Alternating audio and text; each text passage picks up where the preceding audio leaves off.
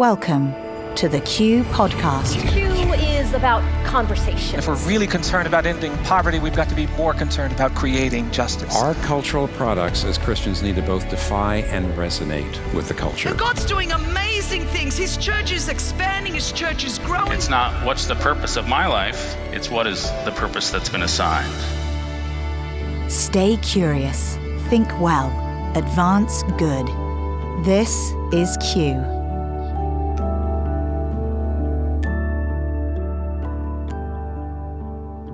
And we don't always talk about feature films that are releasing on the weekend that we're doing this podcast, but today was an exception because this film is so great that it's the kind of movie we want everybody that's part of the Q community to go see. It's actually the perfect one to see over the holidays because it features Fred Rogers, somebody who is an amazing character. If you grew up ever watching Mr. Rogers' Neighborhood, that's who this film is about, played by Tom Hanks. And it's one of those stories that's just a feel-good story. And the story behind the story is where we get to go today. I'm so excited to introduce you to who I'm going to interview in just a moment, a man named Tom Junod. He's a ESPN sports writer right now, but back 20 years ago, he wrote the article that basically became the inspiration for the whole Mr. Rogers movement, really, that's happening these last couple of years between documentaries and now this feature film coming out. We've featured these at Q over the last couple of years,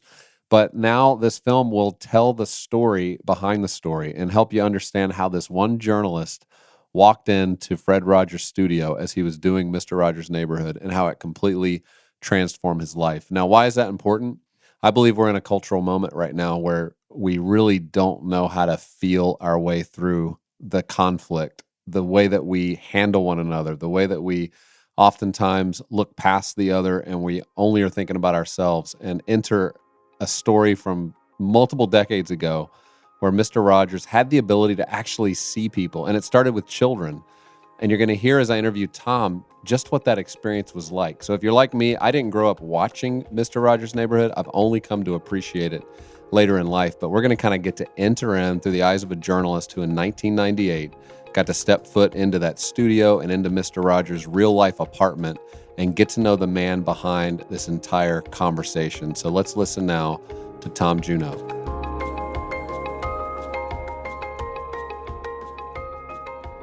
Tom, it's great to have you as part of the Q podcast, and also just the moment that we're in, I just think it's so relevant, so important that we hear a story like yours right now. And your story obviously goes way back to this 1998 assignment for Esquire magazine that you were given, and it just completely changed your life. And so I want for our listeners who haven't heard that story to just go back and for you to just tell us a little bit about how that came to happen and also what impact just that story assignment had on your life. Yeah, sure.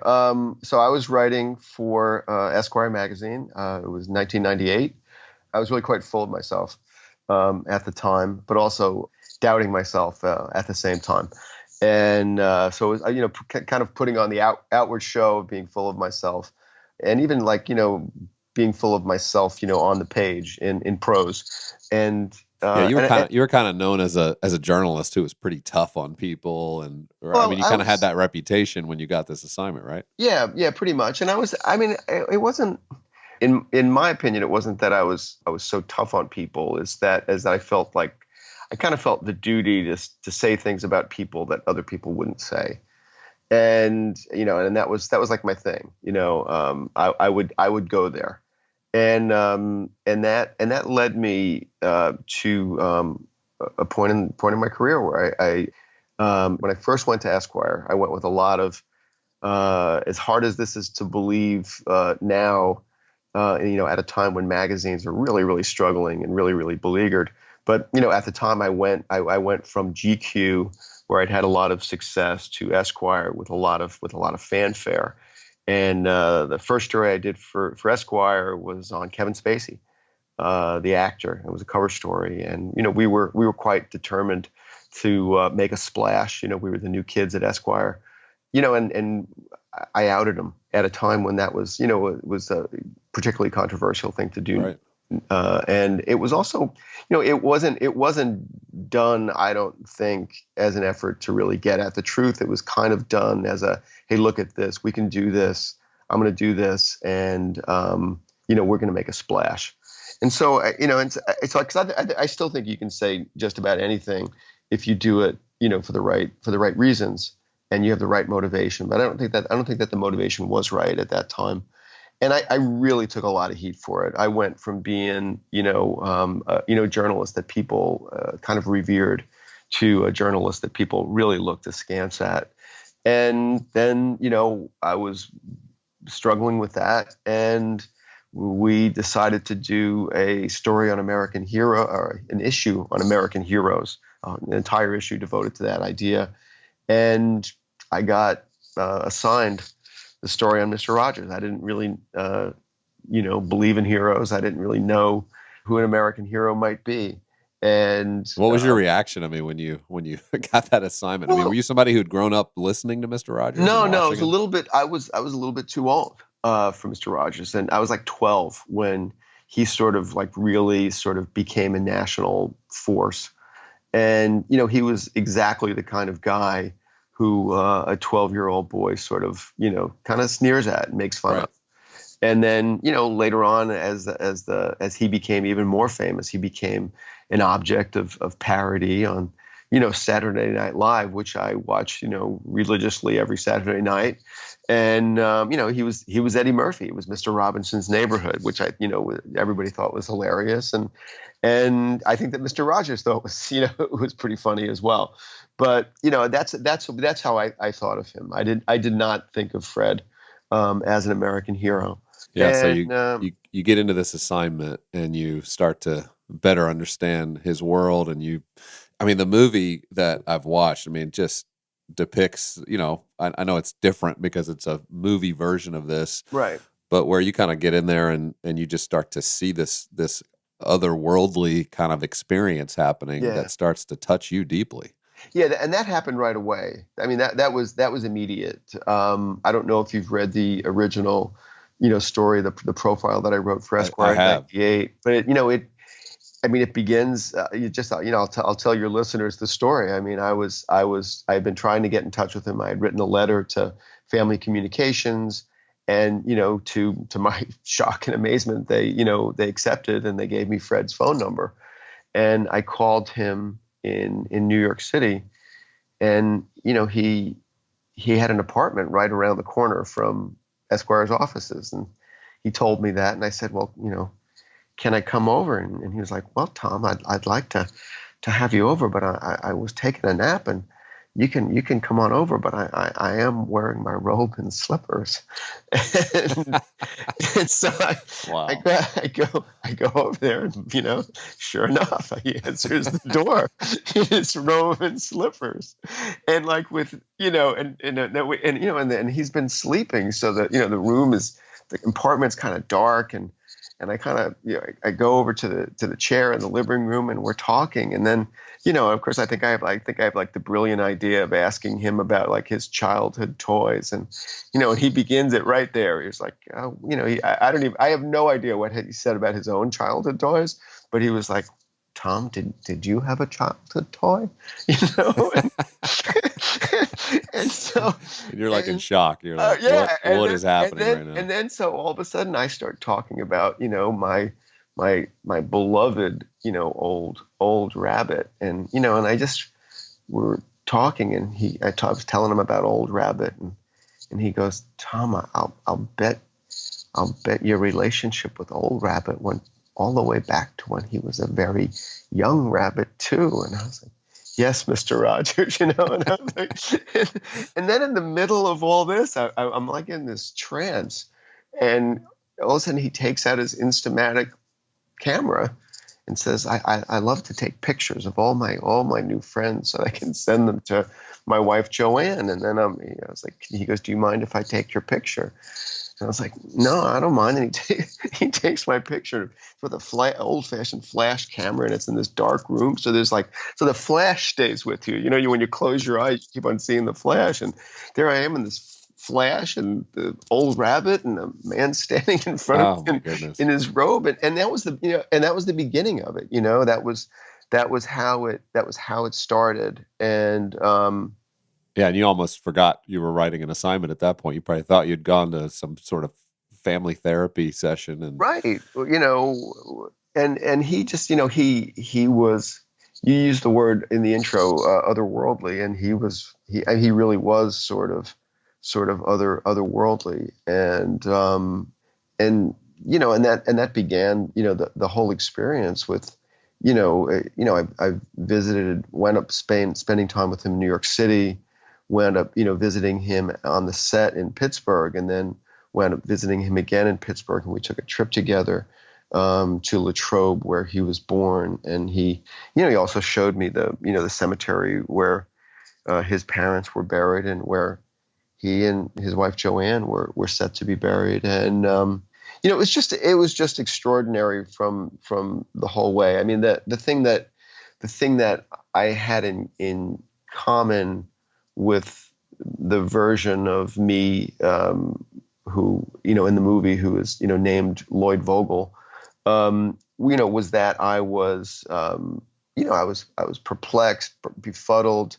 I couldn't quite believe it. It was, I'd never met a person like that. And by that time I had met a lot of movie stars. I had met, a lot of, remarkable kind of people, but Fred really took the cake, well, and it seems like even journalistically for you, this was a bit of a risk, because it was such a turn from probably an approach that might have been cynical or, investigative in terms of how you were trying to get kind of the scoop on somebody that you could expose. And now all of a sudden you're revering and enjoying this relationship, and you're probably trying to navigate just vocationally, how am I going to communicate this story in a way that is my style, is who I am? Yeah. I mean, talk a little bit about that conflict of I how think you had that- to make some choices there. I mean, I could, be a jerk at the time, but I wasn't just a jerk. I had won 2 National Magazine's awards for,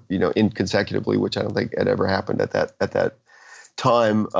But for stories that really took seriously the mystery of human darkness, and human evil, and I wrote a story about. I spent a lot of time with an abortion doctor for a story called The Abortionist, and right after the story came out, he was murdered. And he was murdered by a guy I interviewed for the story, and who basically, predicted or said he was going to murder the doctor, in the piece. And so, I really, I mean, these were, I really went there in these stories, and and with a guy like Fred, I was like, where do you go? If you're going to go there, for a story, where do you go with a guy who was so good? And the thing that Fred taught me about life and about journalism is that goodness, is a mystery all its own. It's just as much of a mystery, if not more of a mystery, than the dark side of humanity. And Fred really just, he showed me that. He didn't say that. He showed it to me. He lived it in front of me. And I mean, it's just one of those things. And one of Fred's favorite phrases, about the universe, and the strange twists and turns that our lives take, and the coincidences, is you just never know.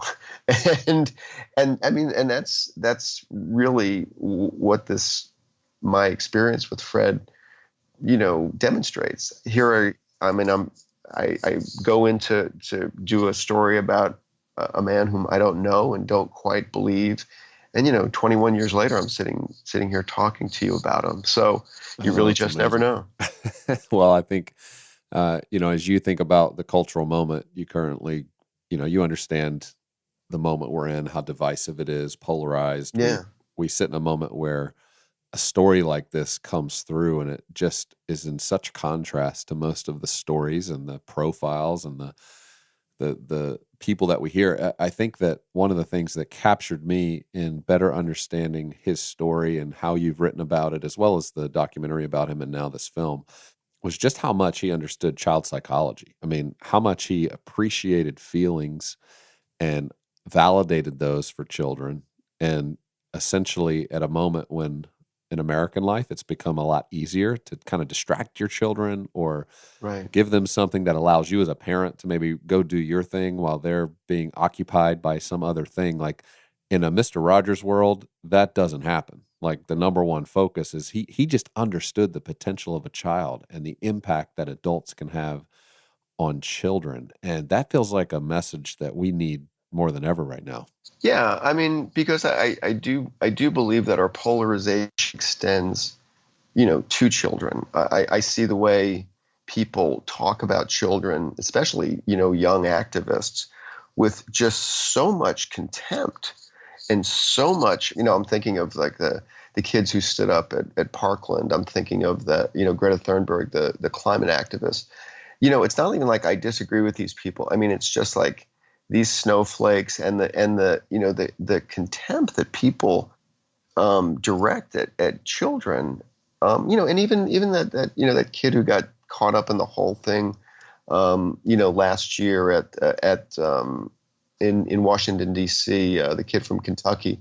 I mean, I was astonished at what people wrote on Twitter about a 16-year-old boy. I mean, I was appalled. I was astonished by it. And Fred. So we're in our polarization to me, extends to the next generation, which is really not a good place to be as a culture. And Fred really does serve as a reminder. You're exactly right that he was extremely educated in child development and did everything on that show in order to, honor, those child-centered, precepts. But, he also had this idea when he talked to anybody, when he talked to you, when he talked to me, when he talked to either, CEOs or children on the street, that, he always said that, you were a child once too. And that was like his foundational idea, the idea, the very, very, Christian Presbyterian idea that, we are all loved as we are. And those were his two ideas. He had a very, very complicated and beautiful legacy based on, quite simple things that we always tend to forget. Well, and it seemed even then, he was dealing with some of the difficult kind of cultural issues that kids would be trying to process. I know the episodes on divorce and talking about difficult things and trying to do that in a delicate way that honored parents, but also helped children try to process. It's hard for me to even imagine him doing that today. Like all of the topics and issues that were so divided around, even with his creativity, how could he even approach some of those topics? I don't know that it could be done again right now in public broadcasting to help people process through really difficult and hard to understand, confusing topics that children today are being asked to not only process, but have an opinion on or declare themselves as. Well, because somebody is sure to be outraged about it. And to lead some sort of, Twitter march against it, But I think that you're right, that it's almost, you can't imagine someone doing what he did. But the truth and the fact is that nobody is doing it. And, I have, often wondered, who are Fred's successors? Who has taken up, Fred's mantle? And the answer is really nobody, because a lot of people, always ask, well, what was Fred after? What did he want? Well, he was very specific about what he wanted. He wanted the medium of television. He wanted the media, plural, to have the possibility of becoming, a sacred space, holy ground, someplace where people felt safe and where people, felt validated and encouraged to sort of feel their feelings and express them. And, when it comes to that, he definitely has no successors. There are, many, many kind people in the world who are, practicing, the same kind of kindness that Fred practiced, but there's definitely nobody in the media landscape doing anything like that.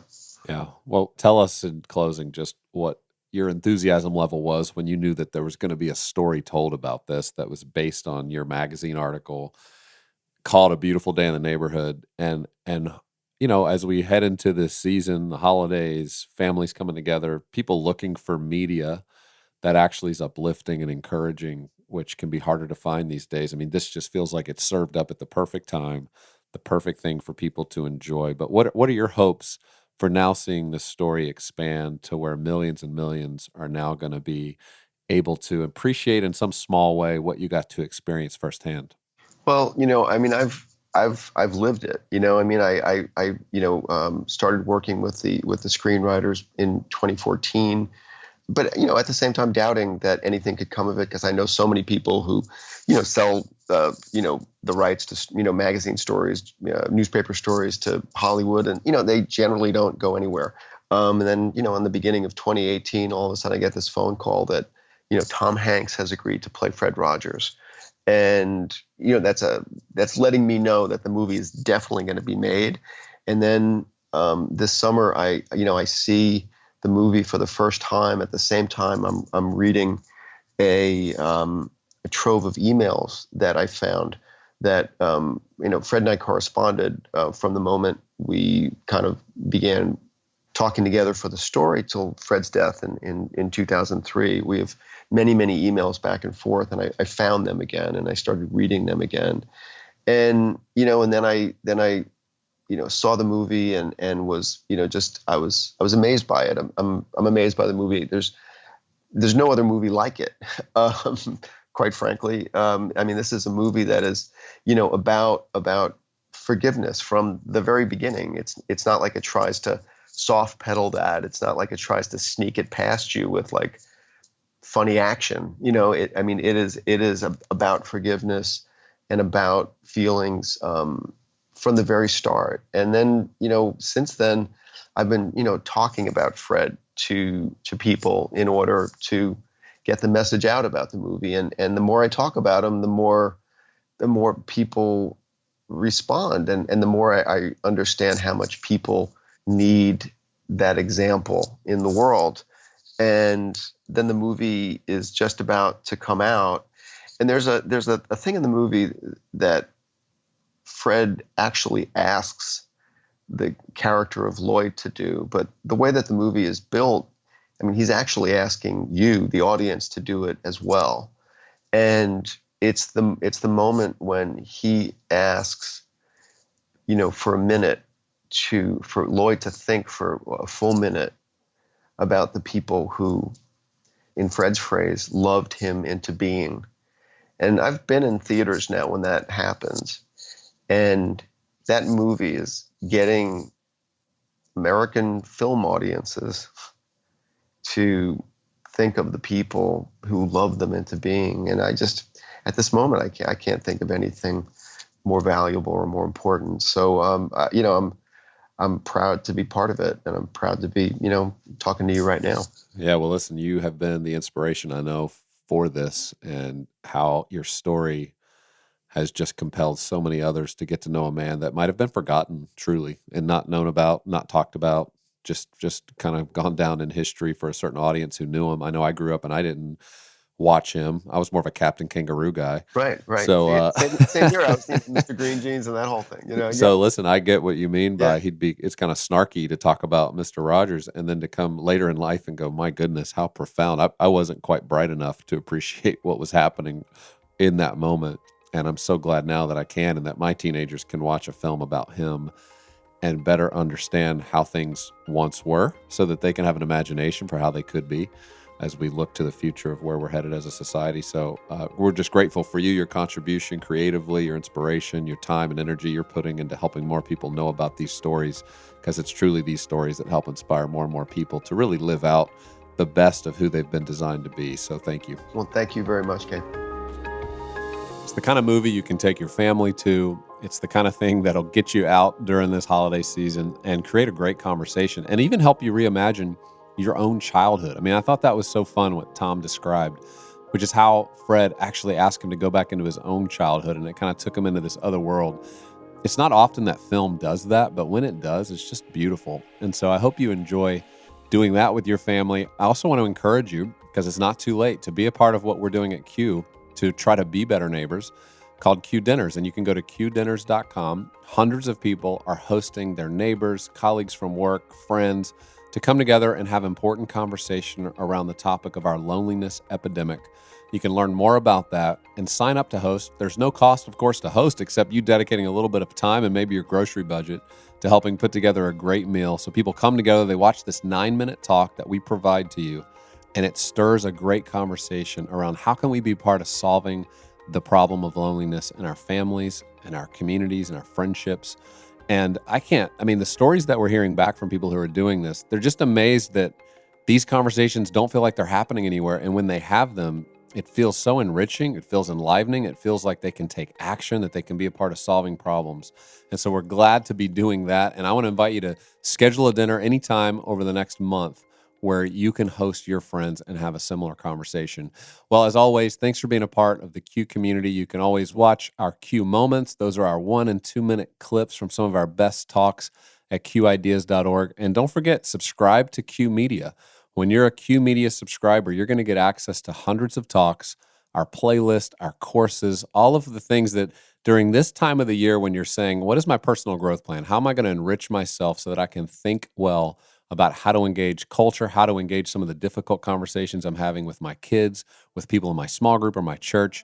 Q Media is a solution for that. It's only $7.99 a month. You can go get a free trial when you go to qideas.org. So check that out and continue to learn with us as we continue to grow together.